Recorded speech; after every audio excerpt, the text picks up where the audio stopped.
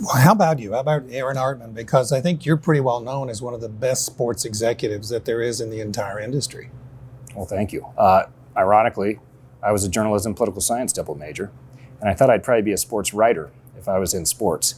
And so I came about it in a much different path than your typical person in the sports industry. And so I was a writer, and then I was more of a creative guy, kind of running an in-house ad agency for a few teams. Left, got out of it altogether, went to tech for about a year and a half, got lured back in. And so I think I look at it from a different lens, but I understand all the lenses. But there definitely were some things I never did coming up through sports that most people that are executives have done. And I don't know whether it's a good or a bad thing, but it's working out so far.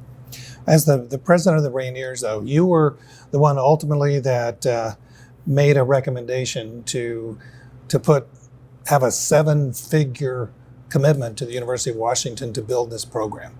Why? Well, I think it's important that we do innovative, best-in-class, good things in Tacoma.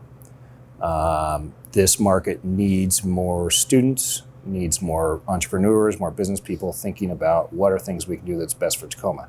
From a self-serving perspective, I think we're going to get great employees out of this, and I hope that the other teams do. And that's a big reason, because we'll spend 5-6 months training somebody new that we hired that we didn't have an opportunity to teach them in some way, shape, or form what we felt was important. And you go through that whole cycle, and they may not be good at it. And you just wasted 5 or 6 months and a bunch of salary and everything else. But I think it's the right thing to do from a community perspective. I have a ton of faith in you and the University of Washington.